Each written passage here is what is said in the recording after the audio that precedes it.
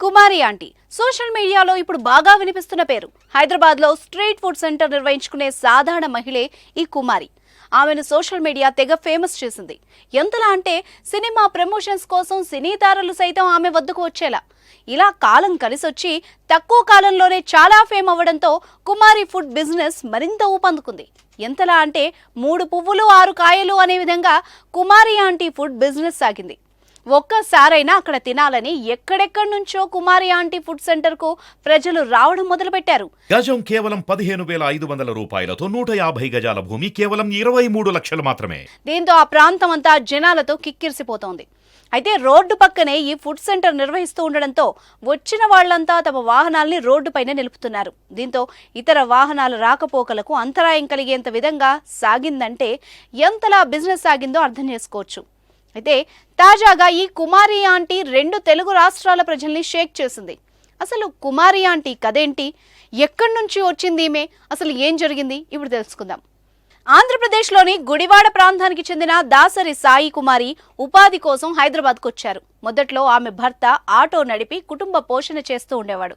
కానీ అదంతా లాభసాటిగా లేకపోవడంతో ఏదైనా బిజినెస్ చేయాలని నిర్ణయించుకున్నాడు. గతంలో హోటల్ నిర్వహించిన అనుభవం ఉండడంతో ఇదే బిజినెస్ చేయాలని భావించాడు. అనుకున్నట్టే మాదాపూర్లోని కోహినూర్ హోటల్ ఎదురుగా రోడ్డు పక్కనే ఫుడ్ స్టాల్ ఏర్పాటు చేశారు. భార్య కుమారికి ఆ ఫుడ్ సెంటర్ నిర్వహణ బాధ్యతలు అప్పగించాడు.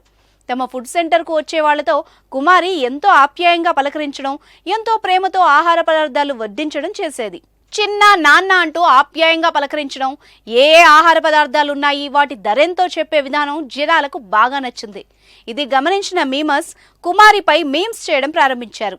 నాన్న, మీ బిల్ 1000 రూపాయలు, 2 లివర్లు ఎక్స్ట్రా అంటూ కుమారి ఆంటీ మీమ్ ఒకటి సోషల్ మీడియాలో తెగ వైరల్గా మారింది. అంతేకాదు వెజ్ నాన్ వెజ్ రుచులు అద్భుతంగా ఉండడంతో రోజు రోజుకు ఆమె ఫుడ్ సెంటర్కు గిరాకీ పెరిగింది.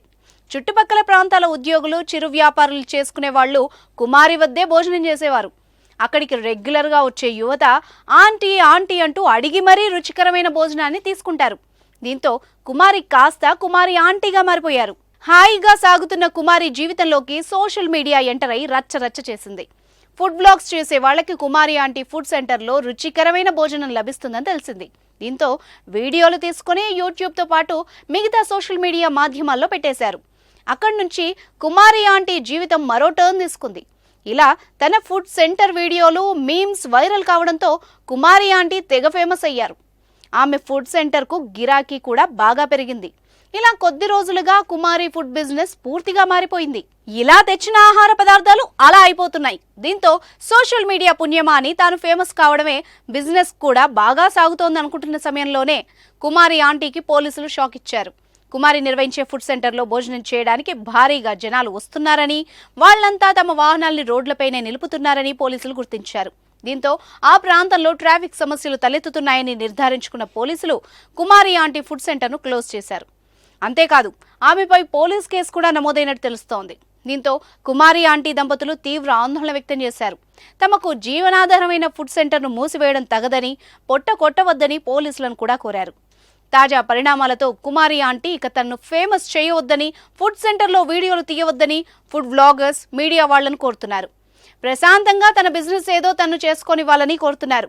గతంలో మాదిరిగా ప్రశాంతంగా తన పనేదో తాను చేసుకునేలా చూడాలని, ఇకపై వీడియోలు తీసి సోషల్ మీడియాలో పెట్టడం, మీడియాలో ప్రసారం చేయడం లాంటివి ఆపాలని కుమారి ఆంటీ కోరారు. అయితే ఇటీవల ఫుడ్ స్టాల్ని 10 రోజుల పాటు మూసివేయాలని ట్రాఫిక్ అధికారులు నిబంధనలు విధించారు. కుమారి ఆంటీ స్ట్రీట్ ఫుడ్ కారణంగా రోడ్లో ట్రాఫిక్ సమస్య ఏర్పడుతోందని కుమారి ఆంటీ స్ట్రీట్ ఫుడ్ సెంటర్ను తొలగించారు. ఈ ఘటనపై ఏకంగా సీఎం రేవంత్ రెడ్డి కూడా స్పందించారు. అంతేకాకుండా కుమారి ఆంటీ స్ట్రీట్ ఫుడ్ను యథావిధిగా కొనసాగించాలని డీజీపీ, మున్సిపల్ అధికారులకు సీఎం రేవంత్ రెడ్డి ఆదేశాలు జారీ చేశారు. తెలంగాణ ప్రభుత్వం ప్రజాపాలనకు ప్రాధాన్యం ఇస్తుంది అంటూ ముఖ్యమంత్రి కార్యాలయం ట్వీట్ చేసింది. దీంతో మళ్లీ కుమారి ఆంటీ వార్తల్లో నిలిచింది. ఏకంగా సీఎంఏ తన ఫుడ్ స్టాల్ పట్ల స్పందించడం ఆనందంగా ఉందని, సీఎం వచ్చి తన స్ట్రీట్ ఫుడ్లో తింటా అనడం గౌరవంగా భావిస్తున్నానని కుమారి ఆంటీ మీడియాకు చెప్పారు.